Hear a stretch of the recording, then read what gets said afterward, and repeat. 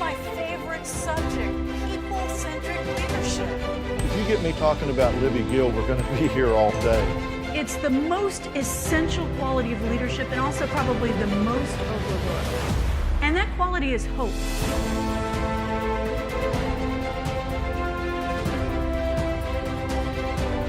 I happen to think having a people-centered workplace just for the fact that it's the right thing is good. But, if it's too touchy-feely or you're not quite on board with that, that's okay, because it is the smart thing and the commercial thing to do. But before I jump into how you can enact some of this, I want to hear from some of you. Can we have the lights up just a little bit? What I'd love to know is, what do you think is the one trait that distinguishes a truly great leader? What, in your opinion, is the characteristic of greatness? The difference between a good leader or even a great manager to a really great leader. Anybody, just shout out. Servant leadership. You guys are in the splash zone. I love it that you're all up here in the front. Yes, servant leadership. Thank you. Who said that? You did. I've got a U1 Stuck book for you. If you want to stick around, I'll sign it for you. Just for being the first to speak up with boldness and clarity. I always appreciate that in a leader. Who else? What's your favorite trait?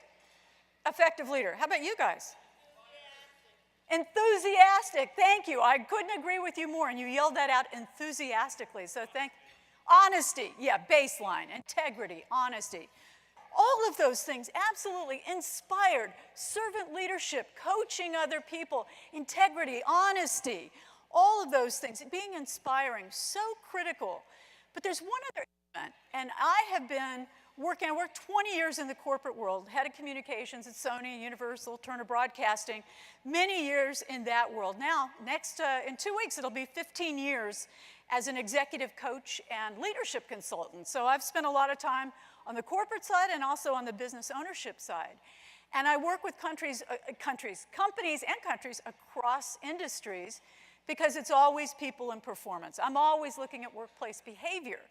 So there's one other trait that I think is the most significant.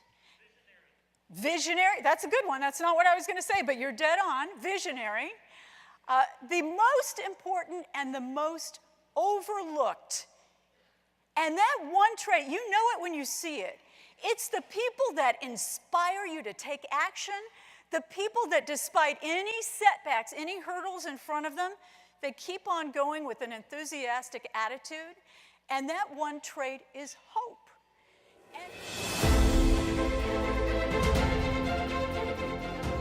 When I was at Universal, I was recruited to head up corporate communications at Universal. And it was one of those nice kind of high-class problems when I was offered a job at CBS and at Universal at the same time, and decided I would go to Universal because at that point in the history of the company, it held the record for the most stable management, leadership in history of entertainment. One guy, famous mogul, Lou Wasserman, at the helm of that company for 50 years, and his second in command. So very stable, debt-free, huge, but also, as happens after a long time, they've gotten very stale. So a new owner had come in. The Bronfman family owned Seagram's Liquor. At that time, every business unit had changed in the span of 18 months. So there was a new president. There weren't any female presidents, male presidents in motion pictures and music and television and consumer products all across the company. Massive change. And when we look at what that does to people and why it makes them so nervous, we just often have this blanket, people hate change. But there are underlying factors.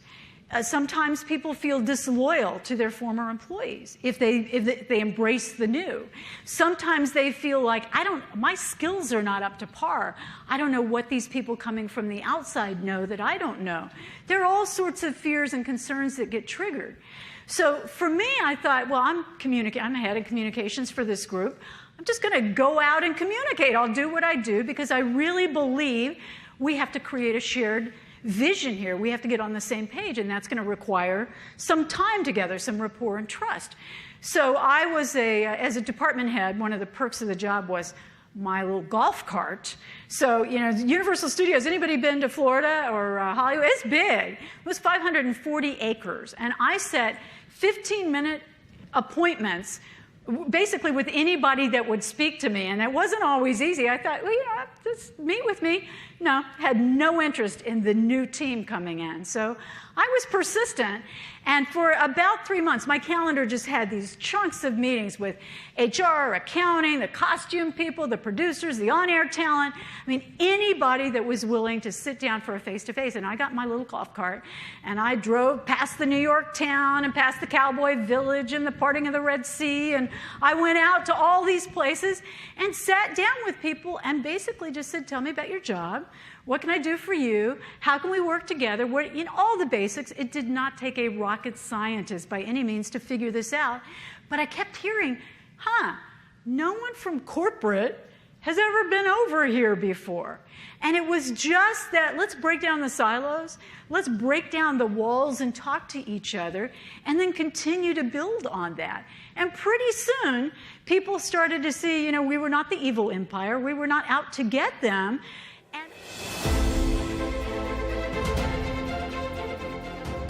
if you have a process to fall back on, it steers you past your own fears and your own blocks. And in my book, You Unstuck, which one of you will get, I did a lot of neuroscience study. And basically, to boil it down, and I know many of you have scientific backgrounds, we feel first and think second. That's how we are wired. We don't have time to sort out the friends from the foes. We feel first, we think second. And if we give in to those fears, which we don't always recognize, sometimes they're just those little, I call the immediate negative response. We just back off from the risk-taking. If we don't have a process to pull us past that, then we'll surf along. We'll take the easier route as opposed to, I'll go for that big job. I'll try something even though I don't feel I'm completely qualified. And this is my process that I started years ago, and now I've used with clients around the world in tech and healthcare and all sorts of media companies. And it's really simple, because I do believe our brain craves simplicity. First is clarify the vision. Now, you all probably have a vision for your life and your career, but I want to frame it for you, or have you frame it. A year from now, if I said you can only accomplish one thing, now you could take this home and think about your personal life later, but in the workplace, if you could only do one thing, and you're back here next year, and you greet a colleague and you haven't seen him for a year, and she says to you, hey, what'd you do this year? What's that one thing? What is that emotional assignment with which your life just wouldn't be complete? That's that one thing. Now, there's an interesting thing that we do when we overcomplicate life. Any overthinkers in the room? Yeah. We're great at that, women. I know, just finding your seat in the room was like, oh my God, is it here? Is it here? Is it here? Is it here? We all do that. Men, you come in, you plop down, the end of the story. That's it. So.